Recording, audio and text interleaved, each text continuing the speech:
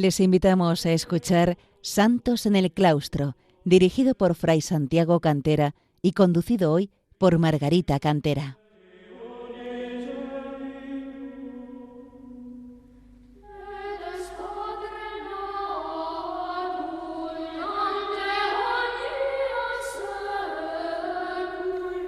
Queridos oyentes de Radio María, bienvenidos al programa Santos en el Claustro, en el que mi hermano Santiago y yo queremos acercar al hombre en nuestro tiempo, el ejemplo de tantos monjes y monjas que a lo largo de los siglos han alcanzado la santidad en la vida retirada de los claustros monásticos o en la soledad de los eremitorios. Retomamos hoy la narración de la vida de Santa Verónica Giuliani, monja capuchina que entre los siglos XVII y XVIII en el norte de Italia dio muestra de una vida de extraordinaria cercanía a Dios, de profunda devoción a la Eucaristía y de devoción a la Virgen María. Hemos dedicado un primer programa a ella la semana pasada y dedicaremos aún otro más para cerrar la trayectoria vital de esta monja tan rica de matices, tan rica de espiritualidad, tan ejemplar también para nuestra vida de hoy en día. La sed de padecer que crecía en ella día a día se vio reforzada por la meditación de la Pasión, centrándola en tres puntos fundamentales. ¿Quién era aquel que padecía? ¿Por quién padecía?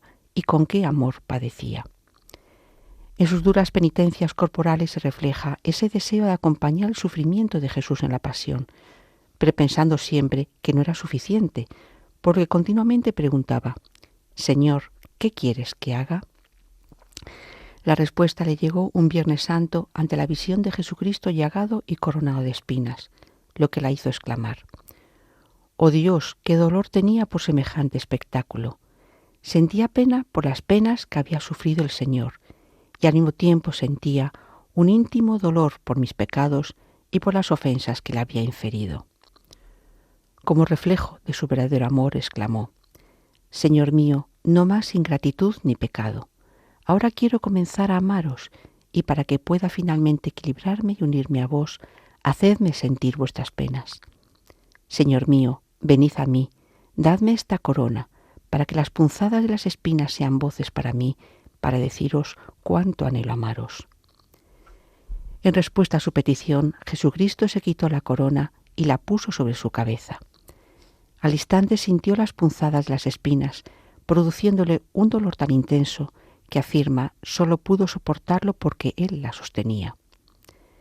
De esta manera, su esposo le transfería su dolor, signo de su íntima unión, en un deseo que se repetirá periódicamente, enriquecido con otros símbolos de esa unión. Mantuvo siempre en secreto el origen de las heridas que el compartir la corona de espina le produjeron. Por ello, el médico intentó curar esas señales con remedios que no hacían más que aumentar su dolor. Pero ella solo reveló este secreto al confesor y movida por la obediencia debida, obediencia por la que también escribiría sobre este y otros acontecimientos extraordinarios, a los que llamaba los secretos del rey. Así lo dice al inicio del diario: «A mayor honra de Dios y para cumplir su santa voluntad, con mortificación y rubor describo cuanto paso a explicar, solo por pura obediencia». Por el deseo de Sor Verónica de no llamar la atención de sus hermanas con estos hechos, pidió al Señor la gracia de no hacer cosas raras, es decir, no ser vista en sus éxtasis. Por ello, la mayoría de estos arrobamientos se produjeron de noche, cuando salía al huerto, incluso las noches más frías del invierno, para determinadas prácticas de penitencia, y para llamar a todas las criaturas, desde los árboles hasta las piedras, a alabar al Señor. En estas veladas de penitencia era frecuentemente acompañada por dos novicias que comprendieron que Verónica no era una trastornada, sino una ardiente amante. Por el contrario, otras religiosas y la propia abadesa veían con cierta desconfianza su manera de actuar, a menudo ajena a las normas de la orden. Su deseo de padecer en respuesta al amor de Dios se muestra en su afirmación al confesor de que si los hombres supieran qué grande es padecer por amor, no buscarían la felicidad en el placer o en el dinero, sino en abrazar la cruz. Y siempre estaba ideando nuevas formas o gestos de mostrar ese ardiente amor, como pedir la cruz a nuestro Señor crucificado. Ante la reiteración de esta súplica la recibió, y Verónica cayó incapaz de llevar su peso. Y como recuerdo de esta experiencia le quedó una señal permanente en la espalda. Una de sus locuras amorosas era el deseo de tatuarse en el pecho las letras JHS, letras que resumen el nombre de Jesús en latín. No fue un sentimiento pasajero, sino mantenido en el tiempo, aunque afirmaba no tener valor para grabárselas ella misma. Finalmente, en un éxtasis, se grabó el ansiado monograma, como sello de su pacto de amor y de su promesa de no traicionar jamás al Señor con el pecado, ratificándolo con sus palabras: «Desde ahora y por siempre os prometo amaros y con vuestro mismo amor os lo pido, no con la voz sino con la propia sangre. Además no quiero otra cosa que a vos. Ahora me entrego en todo y del todo a vos». Con estas locuras de amor y sus arrebatos místicos, Verónica vivía su integración en la vida de su comunidad de una manera un tanto especial, pues muchas de sus prácticas no encajaban plenamente con las propias de la misma. Quizás ese fue el motivo por el que tras un trienio como maestra de novicias, que había empezado en 1688, no fue reelegida en el cargo, volviendo a su caritativa tarea de atención en la enfermería, desviviéndose, como era habitual en ella, en atender y aliviar las penas de las religiosas enfermas. En 1693, cuando tiene 33 años, empezará a escribir, como he dicho, lo que podemos calificar de autobiografía, cumpliendo el mandato de su confesor, el oratoniano padre Bastianelli. Una tarea que fue para ella una verdadera penitencia por la repugnancia que sentía, al igual que todos los místicos, de publicar las gracias que el Señor derramaba en su alma. Esta tarea la realizaba de noche, restando tiempo al poco que dedicaba a descansar. Y estaba acompañada de dos dificultades. Una propia, pues apenas había recibido instrucción literaria y le costaba escribir. Otra compartida con los místicos, la imposibilidad de expresar con palabras humanas las experiencias divinas. Los escritos de Sor Verónica tienen una virtud. Nunca releía lo que escribía, pues lo entregaba inmediatamente al confesor, de modo que no podía recrearse en las gracias otorgadas por el cielo. Por otra parte, siempre se mostraba prudente acerca de estas, pues la descripción de sus visiones iba acompañada de expresiones como «me parecía», «me ha parecido». El resumen de sus escritos es el amor apasionado hacia el Señor, por el que deseaba más penas, más cruces, para asemejarse más a Él. Pero esta autobiografía no solo recoge las mercedes divinas, también los momentos de oscuridad y de ausencia de su amado, tan duros para ella y que la movían a buscarle y llamarle por todas partes, en medio de un fuego interior tan fuerte que creía enloquecer y arder de fiebre. Y asimismo las tentaciones que sufrió, especialmente el atractivo por la vida mundana que sintió en su adolescencia y que ella interpretaba como un intento del demonio de apartarla de su entrega a su ideal de Dios solo. Su respuesta fue aferrarse al amado, afirmar que solo a él pertenecía y que solo a él había entregado su corazón. Y veía en estas pruebas y tentaciones un medio más de padecer y entregarse al Señor. Fueron frecuentes los episodios en que el demonio, o varios demonios, la tentaban con la desconfianza en la misericordia divina, queriendo apartarla de sus oraciones e incluso animándola a abandonar el convento, pues le decían que allí se iba a condenar. En todas las ocasiones la golpeaban, intentaban arrebatarle el hábito o la toca, o la querían engañar presentándose bajo figura de otra persona, a menudo la superiora u otra monja. Pero ella, en esos momentos, reforzaba su confianza en Dios diciendo: «Dios mío, vos sois mi defensa, en vos solo confío», y recibiendo también la ayuda sobrenatural de Santa María o de su ángel. Por todo ello, el padre Prudencio Salvatierra describe el diario donde se recogen estos combates espirituales de la siguiente manera. El diario de Santa Verónica no es más que eso, un recuento inacabable de virtudes, de vencimientos, de martirios y de favores celestiales. A veces asoma en sus páginas el rostro repugnante de Satán, ya en forma de perro rabioso y feroz, ya bajo las tocas y velos monjiles, insinuando tentaciones, promoviendo tempestades internas, mezclando su hedor pestilente con las burlas o los ataques solapados. Pero la Santa Capuchina posee un escudo formidable para repeler los embates del enemigo. Es la obediencia ciega y total a los confesores que dirigen su alma. Una de las más bellas imágenes de sus experiencias místicas es el castillo interior del puro padecer, un magnífico lugar que le mostró el Señor como fortaleza que flotaba en el aire, hecho de piedras preciosas, todas trabajadas en forma de cruz, y que el propio Señor le describió así. Mira que no toca ni el suelo ni nada. Esto te quiere enseñar que tu obrar debe ser únicamente hecho para completa gloria mía, sin ningún miramiento terreno. Totalmente separada de la tierra, esto es, de las cosas pasajeras, debes intentar tomar posesión de esta fortaleza. Mira estas piedras preciosas, en las cuales está esculpido el signo de la Santa Cruz. El castillo interior de mis esposas debe ser todo cruces.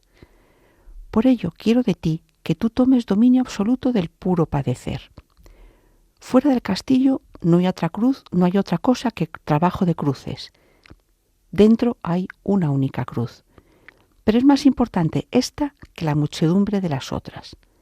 La que debe estar dentro se llama cruz desnuda, la cual es la más pesada que se puede soportar. Tú debes dar el permiso de aceptar, de dominar, de hacerte con la posesión absoluta de cuanto te he mostrado y declarado. Ella comprendió perfectamente el significado de todo ello, de cómo las numerosas cruces de la vida cotidiana la hacían semejante a su amado. Es la muestra de cómo buscaba todo por gloria pura del Señor, a la que se llega por la vía del puro padecer, que es, como dice, escuela de amor. La cruz desnuda que llena el castillo es el dolor que no encuentra consuelo, porque lo vive la aparente ausencia de Dios, y en medio de luchas interiores por las fuertes tentaciones que sufría contra la fe, la castidad o la vida en clausura, además del tedio de la vida y de la sensación de estar condenada. Un dolor y unas tentaciones que superó por los rayos de luz que recibía en ciertos momentos, y por su ardor de entrega, que se manifiesta en la frase continuamente repetida: por amor vuestro, Señor, todo es poco o nada. Y ese amor la llevaba a despojarse de todo y a pegarse a la pobreza interior que acompañaba a la exterior, propia de la orden franciscana. Nunca como desprecio hacia las cosas creadas por Dios, su amor, sino por el deseo, o más bien necesidad, de aferrarse a nada para poseerse solo a Dios. Hacemos en este momento una pausa para escuchar el canto eucarístico Pange Lingua, cantado mora hispano por el grupo Cora Escola Antigua, en reflejo del amor, profundísimo amor eucarístico que tenía Santa Verónica Giuliani. Pange lingua gloriosi, corporis mysterium, sanguinisque preciosi, quem in mundi presium, fructus ventris generosi,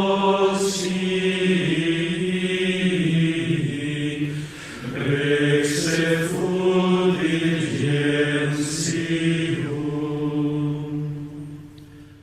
Nobis datus,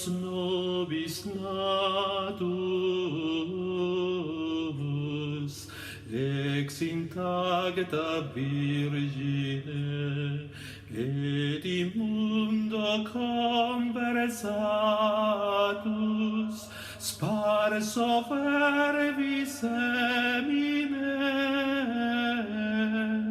sui mora sincolatus, miro clausitor vine. Tantum ergo sacramentum veneremur cere noi, et antiquum documentum novo cedat ritui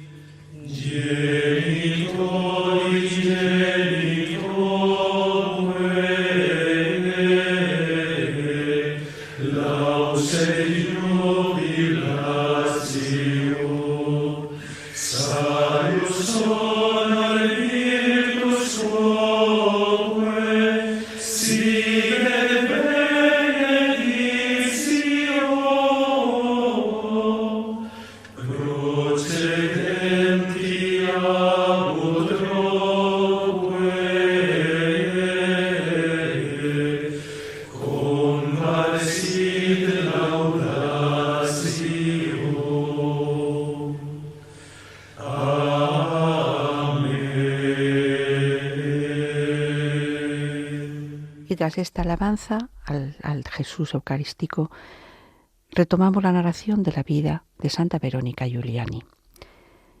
Esa visión del castillo interior y otras experiencias místicas culminaron el año 1694 en los esponsales que vivió el domingo de Pascua, el momento de la comunión eucarística. Mientras los ángeles cantaban, vio a la Virgen en un trono junto al de Jesucristo, que se presentaba con las llagas resplandecientes, atrayendo de manera muy especial a Sor Verónica la llaga del costado, tanto que, como dice, desearía vivir allí, pues en ese corazón está encerrado todo el dolor y todo el amor de su Señor.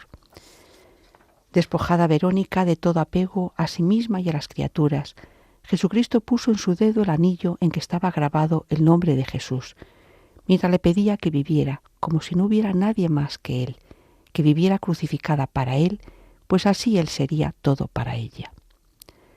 Por estos esponsales Verónica se sabía, y así se lo recordaba a Nuestra Señora, esposa de Jesucristo e hija de María. Me cogía de la mano y me ponía ante su Hijo Santísimo diciéndole: «He aquí vuestra esposa e hija mía». Jesús me confirmaba como esposa, ella como hija, y ambos parece que competían en comunicar a mi alma favores y gracias. Dios mío, en aquel momento me pareció experimentar cosas especiales, lo mismo de unión que de cambio de vida. Tras los esponsales místicos, Verónica vivió plenamente el puro padecer con nuevas características, entre ellas una sensación aún más fuerte de ausencia de Dios y de renovadas tentaciones, cada vez más duras, contra la fe y la propia existencia de Dios, como ella misma afirma. A mí no me parecía que existiera ni Dios ni santos. Entre todos los padecimientos que sufría, el alejamiento de Dios del alma me traspasaba el corazón. Entonces me parecía sentir más vivamente la ausencia de Dios que antes de los esponsales. Bendito sea el Señor, por su amor todo es poco. Estando yo en estas angustias no decía otra cosa. Dios mío, no quiero nada más que vuestro querer. En estos sufrimientos me parecía encontrar el puro padecer, el cual es cosa tan sensible e íntima que poco de ello puedo desvelar. Efectivamente, el puro padecer es puerta y luz que nos conduce únicamente a Dios. Todo esto se conoce después que ha pasado el padecer, pero en aquel momento no hay retribución alguna. Refleja bien su conciencia como tema recurrente en su vida de nuestra nada de criaturas, arropadas por la bondad y misericordia de Dios. En esos momentos de ausencia de Dios, recurría a la intercesión de los ángeles y de los santos para que le obtuvieran el regreso del Señor a su corazón. Así exclamaba en una ocasión: «Me sentía tan árida en la oración que no podía hacer otra cosa alguna. No me desesperé. Recurrí a los santos ángeles custodios, quienes se apresuraron a consolarme. Recurrí a los serafines y querubines. Pasé todo el día dirigiéndome, ya a un santo, ya a otro, y luego intentaba llamarle por mí misma para que volviese Jesús a mi corazón. No vino, pero para mí fue de mucho consuelo». Los 7 santos a los que acudía con más frecuencia como abogados ante Dios eran San Pablo, San Agustín, San Francisco de Asís, San Antonio de Padua, San Buenaventura, San Bernardo de Siena y San Felipe Neri.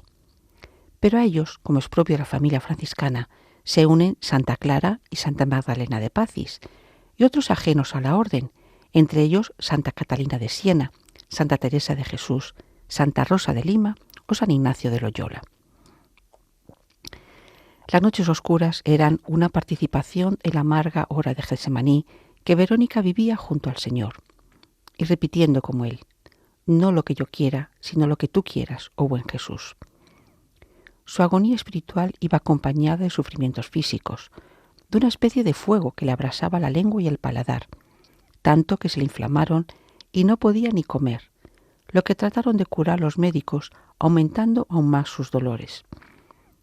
De este modo, Sor Verónica se fue despojando cada vez más de sus apegos, se unía más y más a la voluntad divina, para que el Señor poseyera plenamente su corazón, como experimentó en una de las renovaciones de los esponsales místicos que vivió, cuando recibió de su amado un bellísimo anillo con 5 piedras, símbolo de las 5 llagas con las que le quería adornar.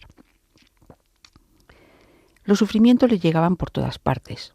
unos buscados en su afán de penitencia por la salvación de las almas, como el ayuno a pan y agua que mantuvo durante 4 años, una vez que sus superiores lo autorizaron. Ayuno que mantuvo compatibilizándolo con el duro trabajo de la vida cotidiana del monasterio. Otros sufrimientos llegaban por vías no buscadas, como los derivados de la elección de una nueva abadesa, que siendo muy buena religiosa, no comprendía las vivencias extraordinarias de Sor Verónica. Las dificultades y humillaciones que sufrió por este motivo eran recibidas por la santa como una forma de purificación necesaria para por su propia indignidad y para vivir unida a la cruz de su Señor. A todo ello se unieron nuevas manifestaciones de sufrimiento físico y también de unión a Jesucristo. Así, estando un día en oración, sintió un golpe en el corazón, como si hubiera sido herida por una lanza. Dolor que se renovó días después tras una noche de fuerte sufrimiento y decirle a nuestro Señor por 3 veces: «Mi amada, dame tu corazón».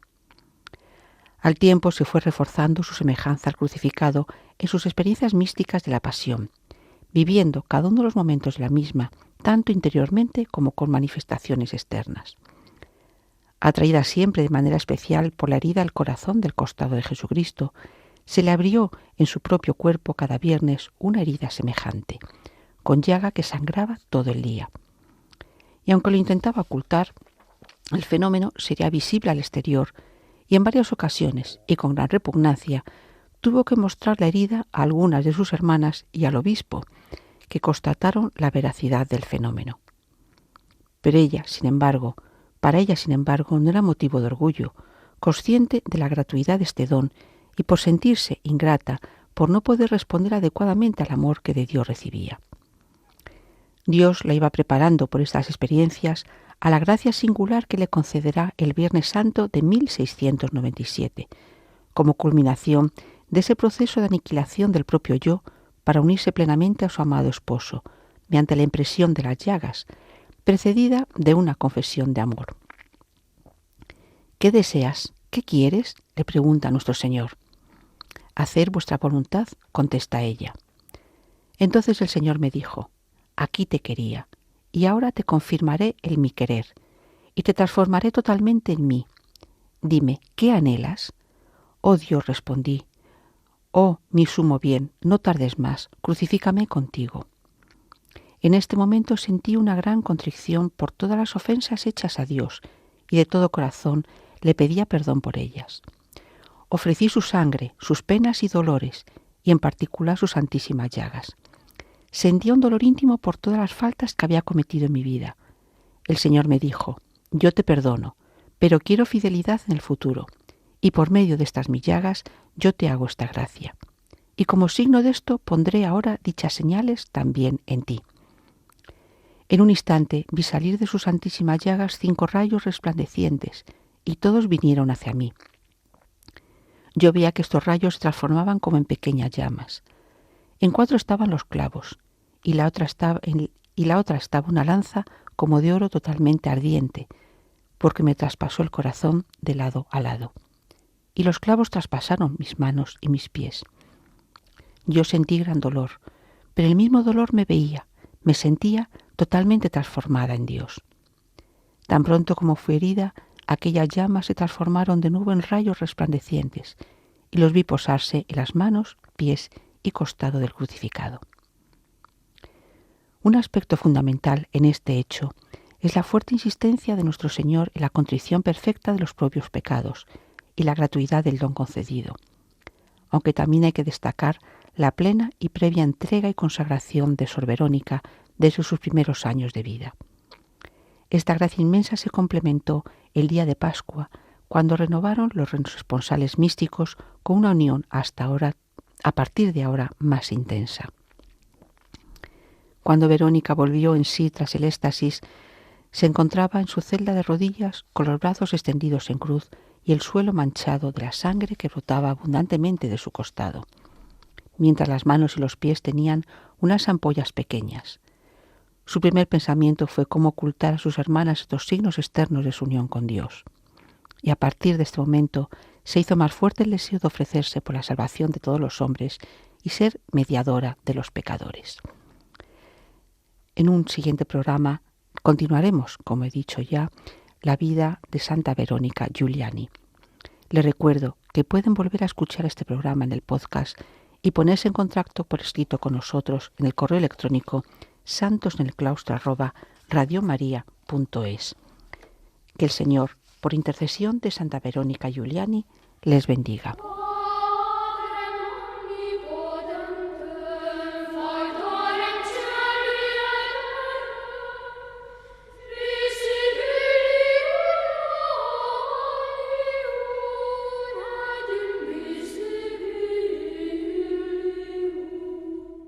Han escuchado en Radio María Santos en el Claustro, dirigido por Fray Santiago Cantera y conducido hoy por Margarita Cantera.